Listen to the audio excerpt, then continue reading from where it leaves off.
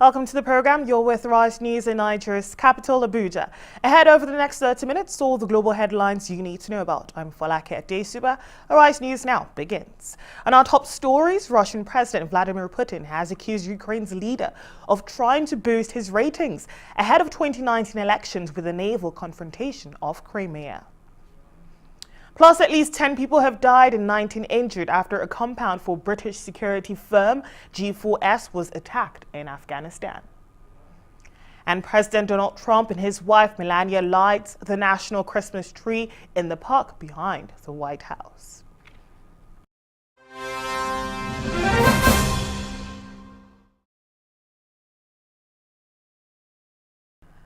Starting off in Russia, the president, Vladimir Putin, says the blame for the current crisis with Ukraine lies with the Ukrainian leader and his desire to get re-elected in forthcoming elections. In his first comments since Russia intercepted 3 Ukraine naval vessels and detained all the crew members, he dismissed the row as a minor border incident. Parts of Ukraine were under martial law today, with President Poroshenko accusing Moscow of aggressively ignoring international agreements and engaging in a military buildup. The Russians have confirmed they're sending an additional S-400 anti-aircraft missile system to Crimea for defensive reasons.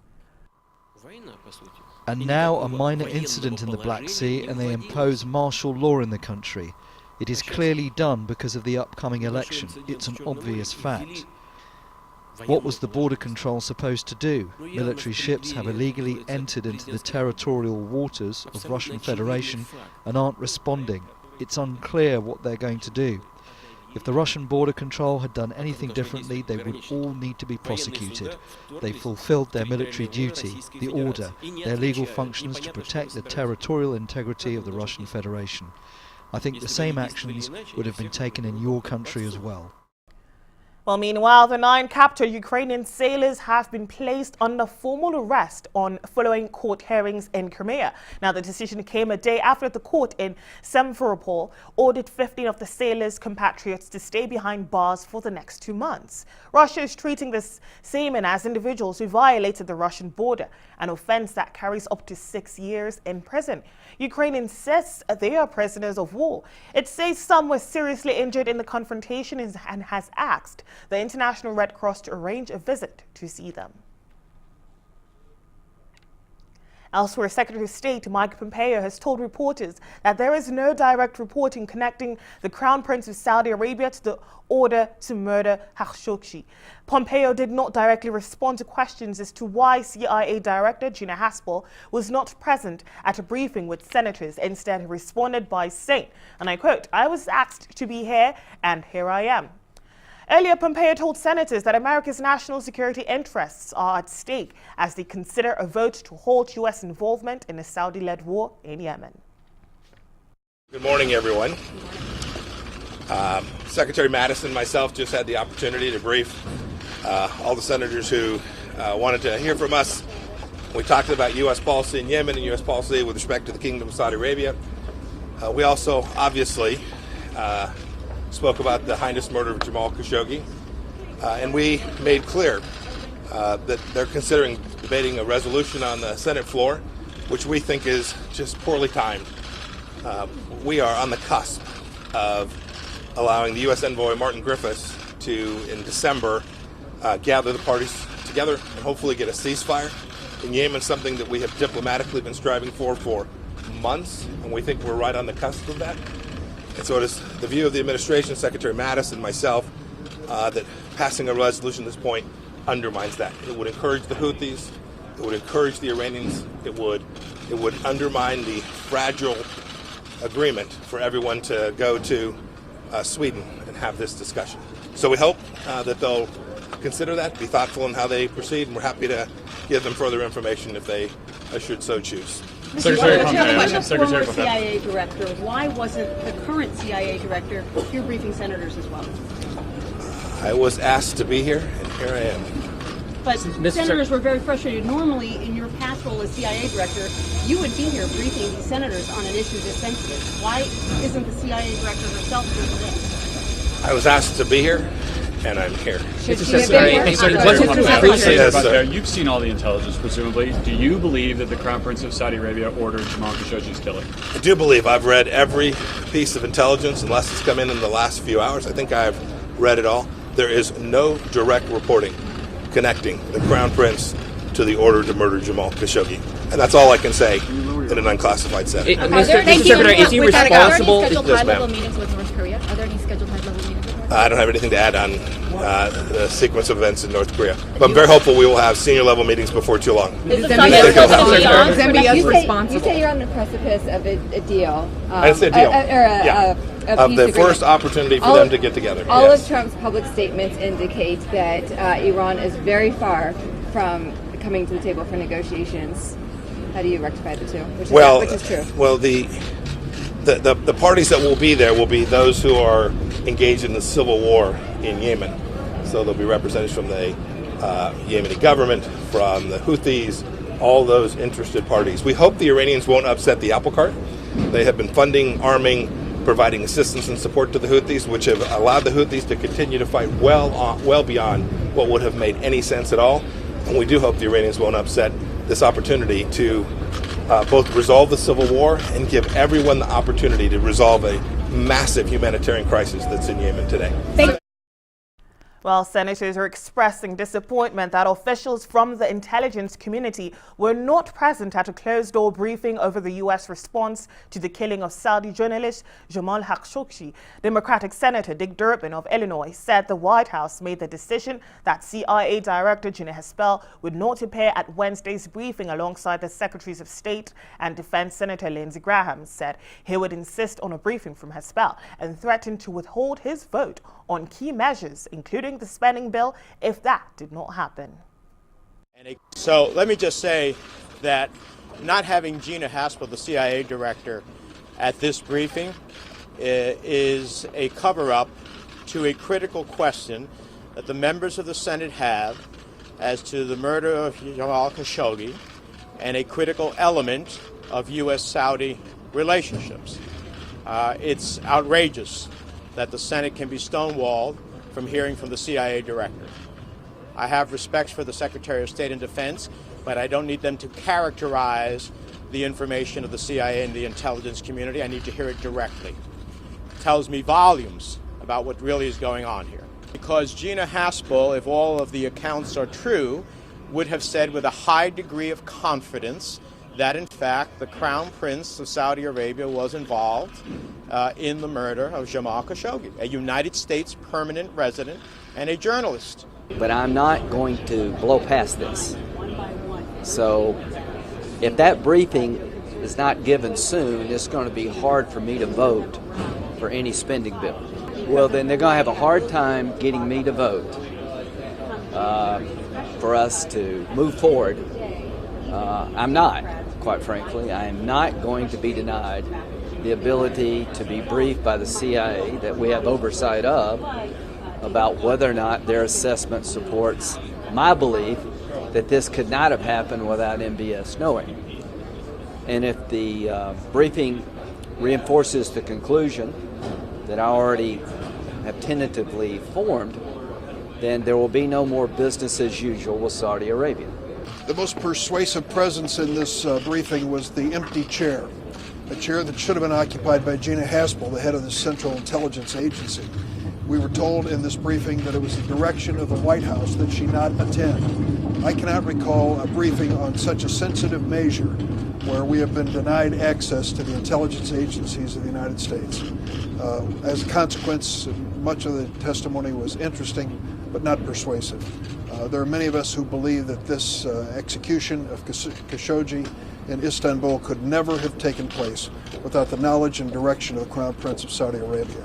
That is a fact which this administration has never been willing to acknowledge, and we are asked to accept at face value that this sort of murder took place without his knowledge. I don't accept it. We've watched innocent people be killed. We've watched people die of diseases that they shouldn't be dying of, and yet we've continued to not want to cut our nose off to spite our face by doing something that is against our national interest. We also have a crown prince that's out of control, a blockade in Qatar, the arrest of a prime minister in Lebanon, the killing of a journalist. And whether there's a smoking gun, I don't think there's anybody in the room that doesn't believe he was responsible for it. And just as Secretary Pompeo, if somebody at the State Department kills somebody, he's responsible for that. MBS has not taken ownership of the death. Whether he directed it or not, I think he did, but whether he did or not, it's his agency that killed this journalist, and they've taken no ownership of that. All right, we're headed for a short break now, but do stay with us. Plenty more ahead, including attacks in Afghanistan and protests in Macedonia. Stay with us.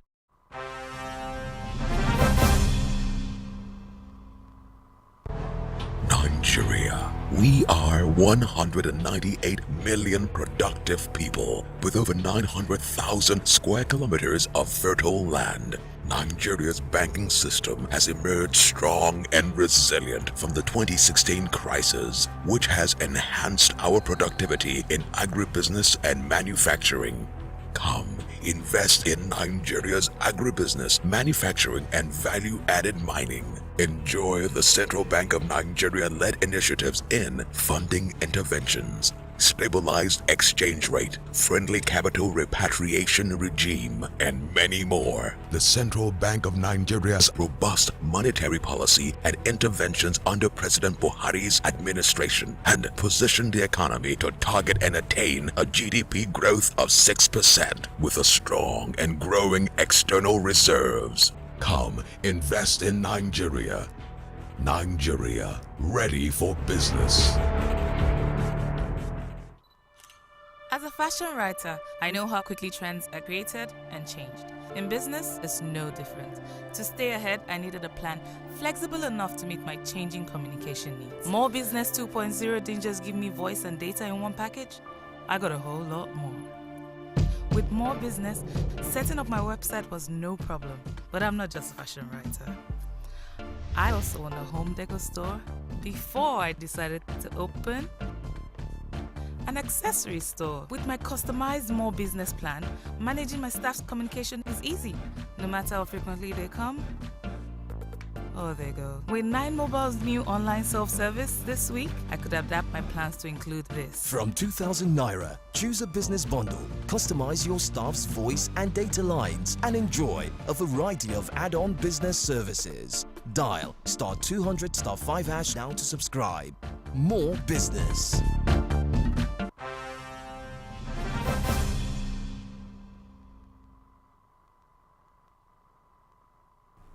You're with the Rise News, now live from Nigeria's capital, Abuja. I'm Folake Adesugba.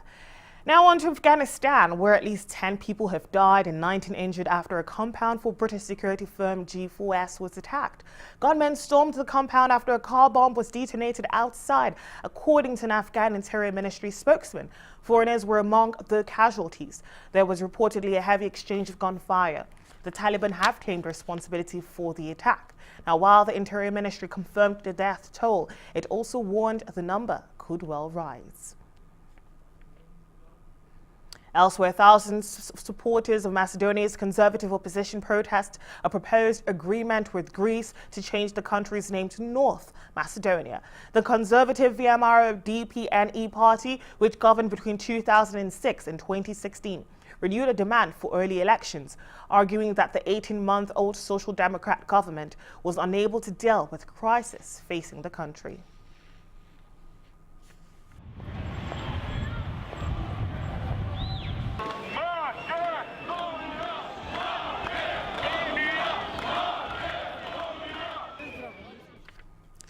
All right, let's talk a bit of business news now. The Bank of England has warned that a no-deal Brexit will send the pound plunging and trigger a worse recession than the financial crisis. It said the UK economy could shrink by 8% in the immediate aftermath if there was no transition period, while house prices could fall by almost a third. The Bank of England also warned the pound could fall by a quarter. The bank's analysis comes after the Treasury said the UK would be worse off under any form of Brexit. Meanwhile, UK Prime Minister Theresa May defended her Brexit divorce deal, telling Parliament that it is the best deal available for jobs and the UK economy. May was speaking after a government assessment estimated that 15 years from the day of departure, gross domestic product will be 0.6% lower than it would have been if Britain had stayed in the EU. If the UK maintains frictionless trade with the bloc, if it leaves without a deal and there are significant barriers to trade, the economy would be up to 9.3% smaller. What we see behind the analysis that we have published today, and indeed the Chancellor recognised this morning, is that our deal is the best deal available for jobs and our economy that allows us to honour the referendum and realise the opportunities of Brexit. This analysis does not show that we'll be poorer in the future than we are today. No, it doesn't. It shows we'll be better off with this deal. What would make us poorer, what would have an impact on our economy for the future, would be the policies of the Right Honourable Gentleman. More borrowing, higher taxes, fewer jobs. The biggest risk to our economy is the Right Honourable Gentleman and his shadow Chancellor. Mr. Speaker, the government economic service forecasts published today are actually meaningless, because there's no actual deal to model, just a 26-page wish list. The Chancellor, however, said that her deal will make people worse off. Does the Prime Minister agree? He doesn't appear to be here this morning to be consulted.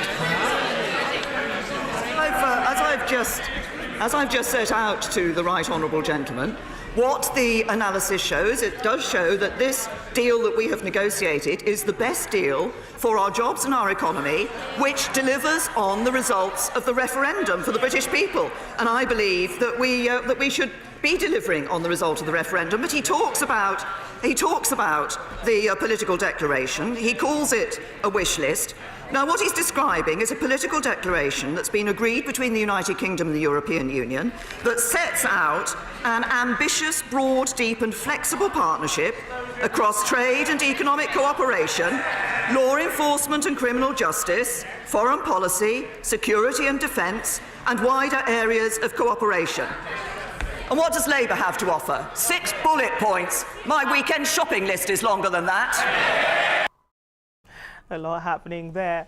Well, on to other matters. Federal Reserve Chairman Jerome Powell cast a bright picture of the U.S. economy and appeared to suggest that the Fed might consider a pause in its interest rate hikes next year to assess the impact of its credit tightening. Powell's comments ignited a rally on Wall Street, with the Dow Jones Industrial Average surging more than 200 points after his remarks were released. Congress assigned the Federal Reserve the job of promoting maximum employment and price stability, and I'm pleased to say that our economy is now close to both of those objectives. The unemployment rate is 3.7%, a 49-year low, and many other measures of labor market strength are at or near historic bests. Inflation is near our 2% target, and the economy is growing at an annual rate of about 3%, well above most estimates of its longer-run trend. Interest rates are still low by historical standards, and they remain just below the range of estimates of that level that would be neutral for the economy, that is, neither speeding up nor slowing down growth. My FOMC colleagues and I, as well as many private sector economists, are forecasting continued solid growth, low unemployment, and inflation remaining near 2%. There's a great deal to like about this outlook, but we know that things often turn out to be quite different from even the most careful forecasts, and for this reason, sound policymaking is as much about managing risks as it is about responding to the baseline forecast. I also know that moving too slowly, keeping interest rates too low for too long, could risk other distortions in the form of higher inflation or destabilizing financial imbalances. Our path of gradual increases has been designed to balance these two risks, both of which we must take seriously. It's important to distinguish between financial market volatility and events that threaten financial stability. Large, sustained declines in equity prices can put downward pressure on spending and on confidence. From a financial stability perspective, however, today we do not see dangerous excesses in the stock. Coming up next is sports and entertainment. Quincy Jones joins the legends in the sands of times, and we'll look into the action of Barcelona right after this short break.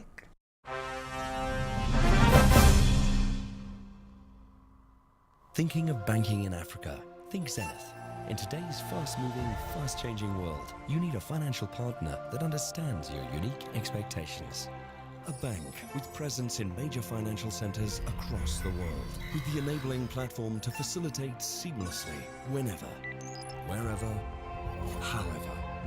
A bank with best-in-class financial solutions from a superb combination of technology and human touch for easy, fast, and secure banking that creates real value.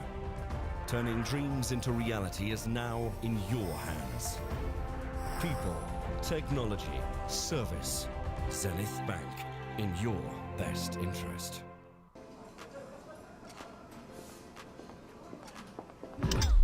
In a fast-paced world, you need the ability to make everything move at your own speed. Stay ahead and not miss anything. That's why I'm on More Life Complete, which lets me call everyone in Nigeria on all networks at just 15 kobo per second. You can also call any line in the United States, Canada, UK, Germany, India, China, and Malaysia too, at just 15 kobo per second. And just when you think life can't get any easier, I get 15 free minutes to call anyone in the 9 Mobile family. Just booked your ticket to London. Before you think I've got to compete on More Life, I also get 15 minutes free browsing to catch up on sports updates and anything online. Now that's what I call the complete package.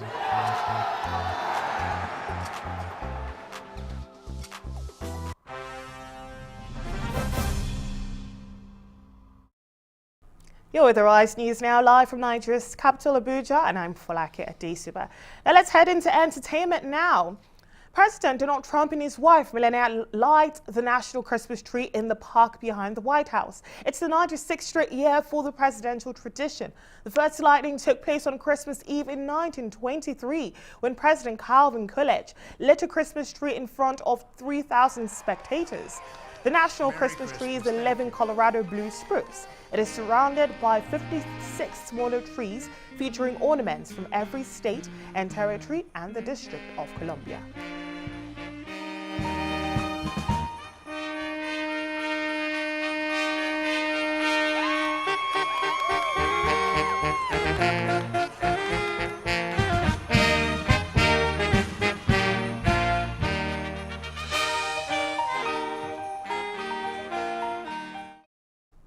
Well, elsewhere, Quincy Jones joined the legends who have placed hands in the footprints in a Sands of Time outside the Chinese Theatre in Hollywood. The 85-year-old has scored triumphs in film, television, and the stage. But Jones may be best known as a record producer, with credits including Michael Jackson's Thriller. According to record industry certifications, Jackson's 1982 album is the best-selling ever released by a solo artist in the United States, with 33 million units sold. Q, as he's affectionately known, is also one of the few people to have won an Emmy, Grammy, Oscar, and Tony. I love you, I appreciate you, and I'm going to continue to lift you up forever, brother. We celebrate you today, and this is an amazing moment for all of us. I love you, Quincy. We are here today to celebrate a true force of nature. A man who has put his unique stamp on every decade of culture as we've known it for the past 70 years. A man who, as an arranger, composer, producer, and visionary, has recorded over 2,900 songs, 300 albums, composed 51 film and television scores, and made 1,000 original compositions. There are only 12 notes. We've had them for 700 years, and between rhythm and melody, we have to figure, rhythm and harmony, we have to figure out how to make those things belong to us. And that's difficult after 700 years. I'm really proud of what we did with them, though. Did your best. And I want to thank my little brothers, big brothers, Snoop Dogg, Usher, Kareem, Brother Dre.